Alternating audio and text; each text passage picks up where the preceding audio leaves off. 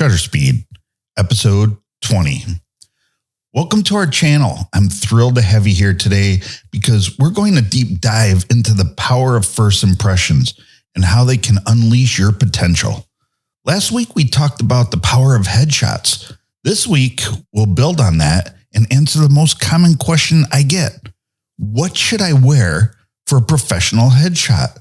This coming up next on Shutter Speed.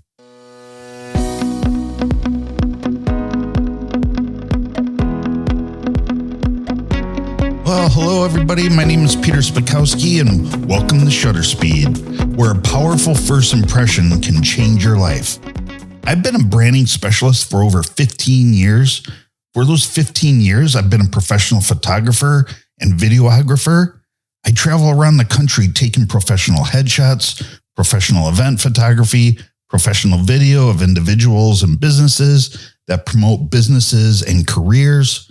This podcast is focused on the business owner, the entrepreneur, or even someone looking to enhance their career, their life, their place in this world through branding. For most of us in this world today, the first impression people have of you is through an image or video. Making a great first impression can change your life and your business. This podcast is tailor-made for you. In each episode, we'll uncover the strategies and techniques behind building a strong and influential brand that resonates with your target audience. Branding is more than just a logo or tagline. It's the essence of your business or personal brand, the emotional connection you create with your customers and employers. That is why I rebranded this podcast. Before we continue, I have some announcements. Now is the time to start planning for fall conventions, conferences, and trade shows. Have you ever thought about offering a headshot booth at your event? I travel to these conventions and I offer headshot booths where I take pictures and headshots of potential customers and clients, maybe your existing team members. They instantly get an image delivered to their phone that they can use as a professional headshot. While I capture the headshots, I also capture key contact information, creating a CRM for you of potential clients and customers. If you're interested, next week's episode is talking about 5 reasons to hire a headshot photographer for your event. I want this podcast to be as informative as possible for you. If you have any questions about branding, mainly around photography, logos, videography, go to 2mmheadshots.com/podcast. Go to that website and you can ask a question that I'll answer on the show. I'll answer any question that you have regarding that topic, any way that I can help you. I want this to be as informative as possible. Also, if you're interested in headshots, go to 2mmheadshots.com. You can also go to the 2mmheadshots.com/podcast, and I'll have all the information there. I'll have contact forms, scheduling information, whatever you need, just head on over to 2mmheadshots.com. Last week, we talked about the importance of headshots and what they can do for your career. Maybe you're an actor, maybe you're a business professional, maybe you have your own business. Maybe you want to use them in your personal life just to give to a loved one or show people on your social media to have a better image of yourself on your Facebook or Instagram. These are all different ways that we can use headshots.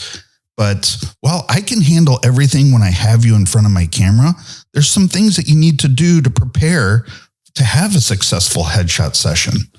If you just come to a studio, whether it's mine or somebody else's, with just the clothing that you're wearing at that time, it really limits the amount of different looks or the different images that we can really focus on. And if you have a horrible outfit on when you get to the studio, then the success for a great headshot is very limited. So today I'm talking about what to wear during a headshot session. What are things that you can do to bring to the headshot session or the portrait session to make it more successful?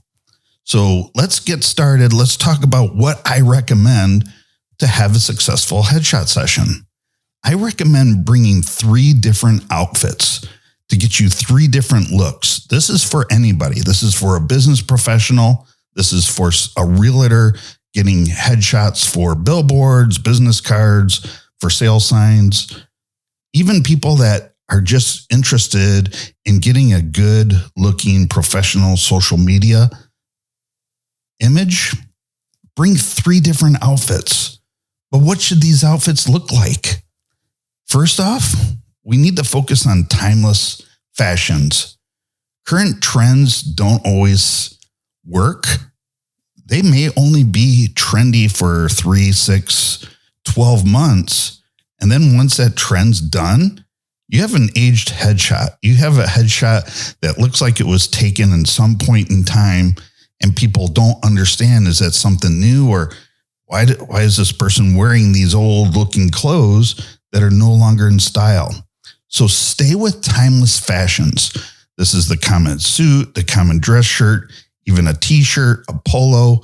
Stick with your common timeless fashions. And I'm talking about headshots, so I'm only talking from the collarbone up, from the chest up. Some people take portraits for a headshot where it's maybe mid-stomach, mid-abdominal up. But what I focus on is just above the sternum up. So you only need to focus on the shirt. But make sure it's something that is timeless. Again, polos, dress shirts, t-shirts, suits, those are what have been timeless time and time again. No crazy suits with crazy patterns. And that's the next point. Avoid bold prints. Yes, that means don't show up in some Hawaiian shirt or some print that's just crazy with all different bright colors that really draw the attention away from you. The attention should be on you. The focus should be on you. You want the focus to go to your eyes, not your clothing. Sometimes, it'll stop people when they're scrolling and see somebody with a bright, gaudy shirt, but that's not what we want. We want something that looks professional, where you're capable, where you're approachable, and you look friendly. So avoid any bold prints. Along with bold prints, stay away from bright, crazy colors. You don't want something that's neon, that's flashing out there, that really draws people attention to your clothes and away from your face. Denim is great. Focus on denim shirts, denim jackets. Denim jackets for guys are great. Denim jackets for girls are great. It layers the clothing. What are some of the colors I recommend if you don't know what to wear because of bold colors? Some people want to wear bold colors because it reflects their personality. You can do that with women. You can do something that's maybe pink, a little bit brighter pink, but nothing really crazy. It's those ones that have splashes of different colors that create crazy prints that are just obnoxious for people to see in a picture. So colors that I recommend, of course, are black and white. You can't go wrong with black and white. Black and white to me is the best option. I shoot most of my headshots either on black, gray, or white, with gray being the most common, and black and white really pop. With that background, it really brings out people's faces. It brings out the features in their faces. So I really like black and white as my number 1 option. Number 2 option are earth tones. Anything that are brown, gray, blues, anything that are nice earth tone colors that are subtle. Subtle colors, if you just focus on subtle colors, that really helps bring out the best features in a headshot, and it draws the most attention. It looks professional. It looks corporate. Now, with the exception, if you're doing an acting headshot, that's where maybe I want to bring in 5 different outfits, and you want to bring in the different outfits for your range of skills that you offer within acting. So that is always something where I bend the rules a little bit is around acting. But if you're getting a standard corporate headshot, a standard headshot for a real estate agency, for a sales agency, that's where I want to stick to the black and white, earth tones, or even some nice pastels. Pastels are great. Your yellows, your pinks, your blues, anything that looks nice that doesn't draw the attention away from people. Layer your outfits. Layer your outfits are great. If you have a t-shirt, maybe you want to wear a nice jacket. You want to wear a nice sports coat. You want to wear a denim jacket. Denim jackets are great with t-shirts. A blue or black denim jacket, and then maybe a light color t-shirt, or even a black t-shirt, a gray t-shirt. Those look great. If you're a woman, absolutely layer your clothing. Again, you can wear sports coats, you can wear suits, you can wear different jackets, even scarves. Scarves, depending on the scarf, I may shy away from, but it's something that's completely acceptable to help layer your clothing outfits within your headshot. Remember, you are the focus. Focus needs to go to your eyes. Confidence comes from the eyes. And with a headshot, we want to focus on bringing in people's attention and focusing on their eyes. If it goes anywhere else in the picture, it's a bad headshot. You don't want it going to maybe a crazy background, maybe a crazy shirt that you have on, maybe a crazy tie. Talking about ties are absolutely acceptable. Again, but stick with the recommendations on the clothing. You also want to put that towards ties. So the next question I ask is, what is the purpose of your headshot? You want to dress for the role or the job that you want, not the one that you have.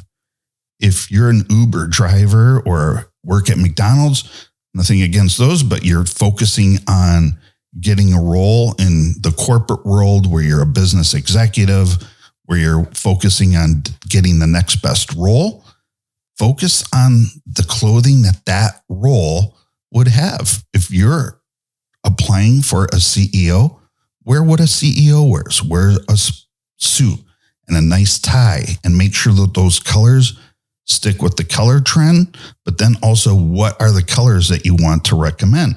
You want to go with blue or red or yellow, common ties for CEOs to wear, depending on what message that they want to give based on the different colors.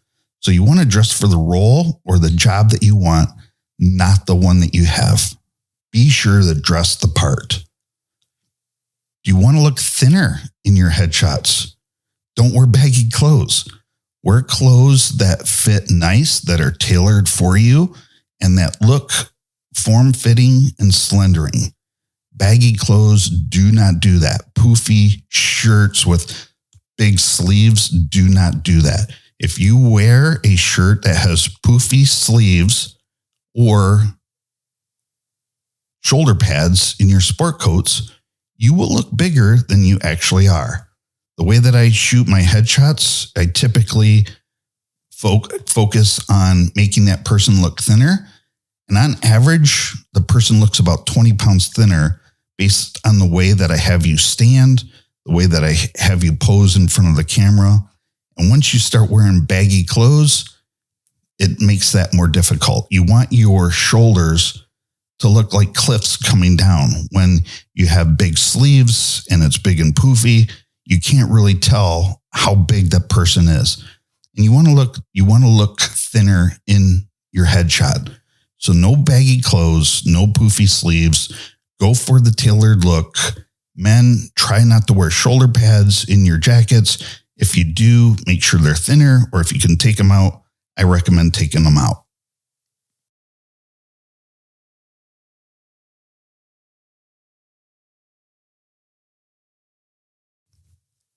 What about different accessories? I'm talking about jewelry here. I will start my headshot session, or I will definitely take pictures and headshots of people with no jewelry at all. Maybe small earrings if they're not big loops, or if they're just little earrings, that's fine. I may have the person take them off, but those are also ones that I can easily remove through Photoshop. But go for jewelry that's flattering, that do not draw attention away from your face. Again, we want the focus to be on your face. When you wear some big honking earrings, people's attention go right to your earrings. They don't go to your eyes. If you wear a big jewelry or a big necklace, people's attention will go to the necklace. We don't want that. The purpose of a headshot is to focus on the eyes, bring out the approachability and the capability of the person, and make sure that it's not drawing attention to any big jewelry. Jewelry can be very distracting. But again, it's talking about what is the part that you want. If you're in acting and you're going for a role where the person would wear jewelry, that's where you're going to want to wear the jewelry that person or that role would wear. But for the standard headshot, I recommend staying small and making sure that the jewelry is not so big, it's distracting, or it causes people's eyes to wander. What is the number one thing that makes people's eyes wander in a headshot? And this is the one time where it goes to people's eyes. That's a bad thing. I'm talking about fake eyelashes. 5-6 years ago, I hated shooting people with fake eyelashes because they were done poorly. People didn't know how to put them on. Sometimes when I would take a headshot, it looks like people have 2 rows of eyelashes. Headshots are so detailed and point to different imperfections. When you're focusing on people's eyes and they have these fake eyelashes, first off, those eyelashes are absolutely fake. Nobody has fake eyelashes, or nobody has eyelashes that look like that. When you have that really draws people's attention, and sometimes it's almost comical by the size of people's eyelashes. But over the last year or two, eyelashes have gotten better. So if you get eyelashes that are done professionally, that look professional, that don't draw that attention away, and it just makes your eyelashes look thicker, that's fine. I've been shooting more with eyelashes because people the eyelashes are getting better. They're not as bad as they were 5 years ago when it became a fashion thing and everybody was just putting products out there. People have figured out what are the good ones, what are the bad ones, what are the proper ways to put it on different people. So eyelashes have gotten better, but remember, it's always best to shoot without fake eyelashes. Those can always be added after taking the photo. Those can be added in Photoshop. They make different brushes with different eyelashes. Even if it's just to make them a little bit thicker, then we can do that in post. But it's almost impossible if you have somebody come into the studio with bad eyelashes to really edit them out in the headshot itself. It's very hard to do, if possible at all. So you're kind of stuck with the bad eyelashes that you wear into the studio. So just be cautious of eyelashes.